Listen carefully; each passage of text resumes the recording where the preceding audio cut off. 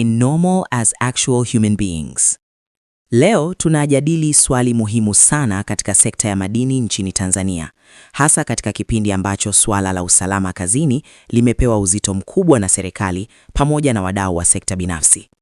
Swali linaangazia athari za inadequate employee training, yani ukosefu wa mafunzo ya kutosha kwa wafanyakazi kuhusu usalama kazini katika sekta ya madini, pamoja na namna ambavyo makampuni yanaweza balance cost effectiveness with comprehensive training, kusawazisha ufanisi wa gharama na mafunzo kamili ili kuzingatia occupational health and safety regulations, yani kanuni za afya na usalama kazini.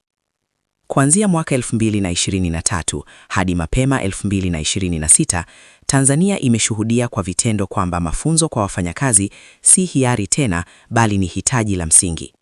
Ajali, vifo, kufungwa kwa migodi na kufutwa kwa leseni vimeonyesha wazi kuwa gharama ya kutokutoa mafunzo ni kubwa zaidi kuliko gharama ya kutoa mafunzo. Hali hii imefanya mafunzo kutambuliwa kama uwekezaji wa lazima kwa uhai wa biashara na usalama wa wafanyakazi. Sekta ya madini ni moja ya high risk sectors, yani sekta hatarishi zaidi duniani. Inahusisha matumizi ya heavy machinery, mitambo mizito, hazardous chemicals, kemikali hatarishi, milipuko ya mabomu, pamoja na miamba na maporomoko ya ardhi. Mfano halisi ni tukio la maporomoko ya ardhi katika mgodi wa Ngaalita, Baiada mkoani Simiyu Januari 2024, ambapo zaidi ya watu 20 walipoteza maisha. Uchunguzi ulionyesha kuwa wachimbaji hawakuwa na mafunzo ya kutambua geological hazard warning signs, yani dalili za hatari za kijiolojia, hasa wakati wa mvua. Tukio hili lilibadilisha mtazamo wa serikali na kupelekea Occupational Safety and Health Authority, mamlaka ya usalama na afya kazini, OSHA, pamoja na Mining Commission, tume ya madini, kuongeza ukaguzi na kufanya mafunzo kuwa sharti la leseni. Athari kubwa ya kwanza ya ukosefu wa mafunzo ni increased frequency of catastrophic accidents, yani kuongezeka kwa ajali kubwa za maafa. Wafanyakazi wanapokosa mafunzo hushindwa kutambua hatari kama unstable soil, udongo kulegea, rock instability, miamba kupasuka, au water accumulation in pits, maji kujaa kwenye mashimo. Matokeo yake ni ajali za vifo vingi ambazo zingeweza kuzuilika. Suluhisho la gharama nafuu ni kutumia risk-based targeted training, yani mafunzo yanayolenga hatari mahususi za eneo husika badala ya mafunzo ya jumla. Mbinu hii hupunguza gharama za mafunzo na kuokoa maisha kwa wakati mmoja. Athari nyingine ni chronic health crisis due to chemical exposure, yani magonjwa ya muda mrefu yanayosababishwa na kemikali. Wafanyakazi wasiofunzwa hushika vibaya zebaki, cyanide au acid, hali inayosababisha neurological disorders, matatizo ya mfumo wa fahamu, hand tremors, tetemeko la mikono, na hata ulemavu wa kudumu. Katika maeneo kama Geita na Chunya, ilibainika kuwa wachimbaji walitumia gloves zisizofaa kwa sababu hawakuwa na elimu ya hatari za kemikali.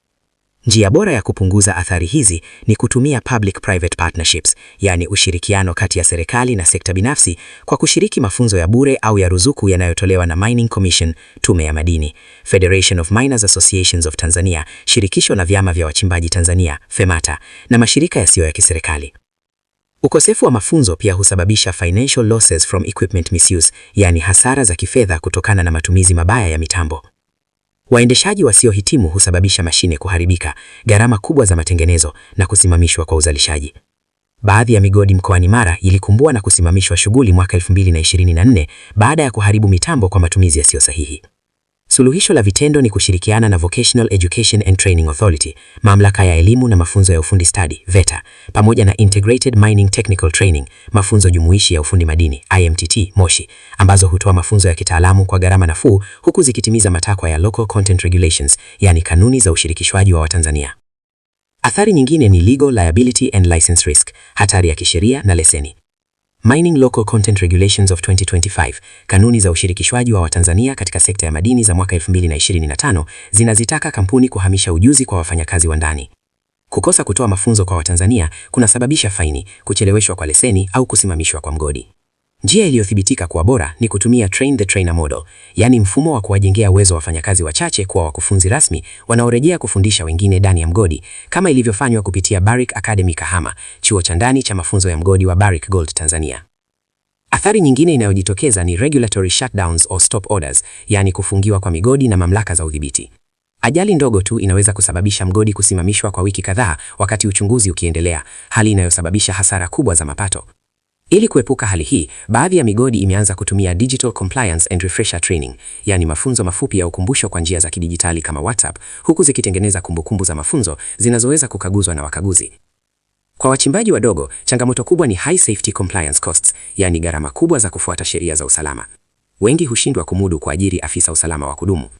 Suluhisho la vitendo ni collaborative compliance, yani migodi midogo kushirikiana kwa pamoja na kugawana afisa usalama mmoja aliyehitimu, hivyo kupunguza gharama bila kupunguza kiwango cha ulinzi wa wafanyakazi. Hatimaye, hata wafanyakazi waliopata mafunzo huweza kuingia katika operational complacency, yani uzembe kazini, endapo mafunzo yatakuwa ya mara moja tu. Taratibu za usalama hupuuziwa kadri muda unavyopita. Njia rahisi na isiyo na gharama ni kutumia daily toolbox talks, yani mikutano mifupi ya kila siku kabla ya kazi kuanza, inayokumbusha hatari moja muhimu na kuwafanya wafanyakazi wabaki makini. Kwa ujumla, inadequate employee training katika sekta ya madini nchini Tanzania huhatarisha maisha ya wafanyakazi, hupunguza uzalishaji, hukiuka sheria na kuathiri uendelevu wa biashara. Suluhisho si kutumia fedha nyingi, bali kutumia cost effective, comprehensive and locally relevant training strategies, yani mbinu za mafunzo zinazozingatia ufanisi wa gharama, mahitaji ya kisheria na mazingira halisi ya Tanzania. Usalama kazini si gharama, bali ni uwekezaji wa muda mrefu kwa maisha ya watu na uchumi wa taifa.